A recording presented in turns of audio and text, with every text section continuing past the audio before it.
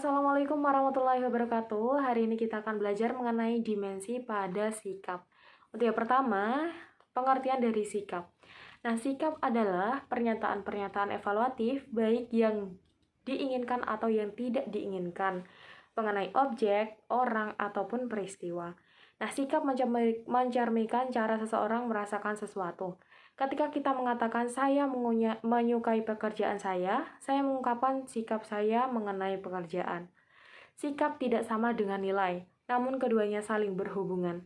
Hal ini dapat diketahui dengan melihat 3 komponen sikap, yaitu kognitif, afektif, dan juga perilaku.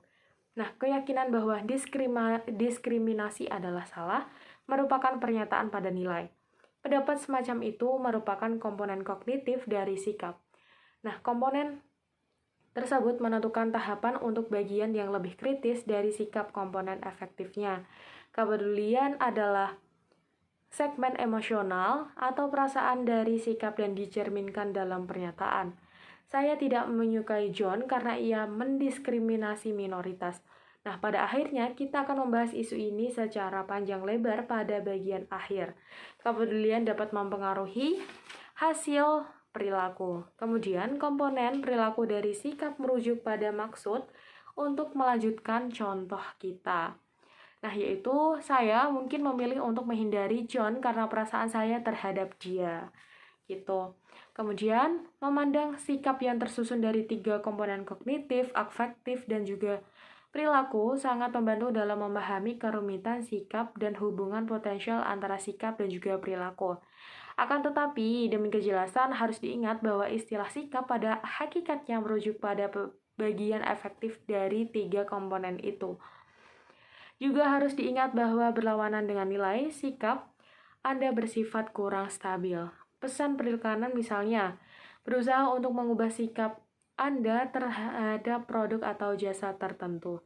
Nah, jika orang-orang di Ford dapat membuat kita menyenangi mobil mereka, sikap itu dapat menghasilkan perilaku yang diinginkan, yaitu kita membeli produk Ford. Nah, dalam organisasi, sikap bersifat penting karena mempengaruhi mempengaruhi perilaku. Jika para pekerja percaya, misalnya bahwa penyelia, auditor, bos, dan perakayasa waktu dan gerak semuanya berupaya untuk membuat karyawan bekerja lebih keras dengan bayaran uang yang sama atau lebih sedikit, masuk akal untuk mencoba pemahaman cara sikap-sikap ini bentuk. Hubungan sikap tersebut dengan perilaku jabatan aktual dan cara mengubah sikap tersebut. Kemudian adalah tipe-tipe pada sikap. Nah, seseorang dapat mempunyai ribuan sikap, namun OB memfokuskan perhatian kita pada sejumlah kecil sikap yang berkaitan dengan perjanjian ini, yaitu membuka jalan evaluasi positif atau negatif yang dipegang para karyawan mengenai aspek-aspek lingkungan kerja mereka. Nah, sebagian besar penelitian dalam OB telah berfokus pada 3 sikap, yaitu kepuasan kerja, keterlibatan kerja, dan komitmen pada organisasi. Pertama adalah kepuasan kerja, di mana istilah itu merujuk pada sikap umum individu terhadap pekerjaannya.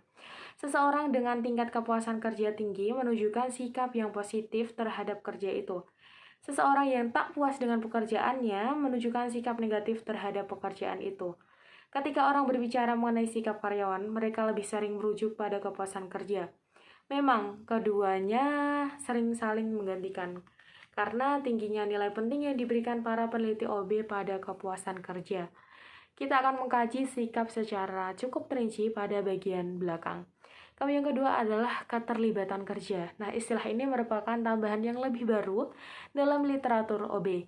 Meskipun belum terdapat kesepakatan penuh atas definisi istilah tersebut, ada satu definisi yang dapat digunakan, yaitu bahwa keterlibatan kerja mengukur derajat seseorang secara psikologis, mengartikan dirinya, pekerjaannya, dan menganggap tingkat kinerjanya sebagai hal penting bagi harga diri. Kemudian yang ketiga adalah komitmen pada organisasi. Nah, sikap tersebut didefinisikan sebagai keadaan karyawan yang mengaitkan dirinya pada organisasi tertentu pada sasarannya serta berharap memperhatikan keanggotaannya dalam organisasi itu. Oke, seperti pada keterlibatan kerja, Bukti-bukti penelitian memperlihatkan hubungan negatif antara komitmen organisasi dan keabsahan maupun pengunduran diri. Kenyataannya, penelitian-penelitian membuktikan bahwa tingkat komitmen organisasi seseorang individu merupakan indikator yang lebih baik mengenai pengunduran diri karyawan daripada indikator kepuasan kerja yang lebih sering digunakan yang menjelaskan sampai 34 varian. Nah, mungkin cukup itu yang dapat saya sampaikan. Mohon maaf jika ada tutur kata ataupun kesalahan yang kurang berkenan. Semoga bermanfaat. Wassalamualaikum warahmatullahi wabarakatuh.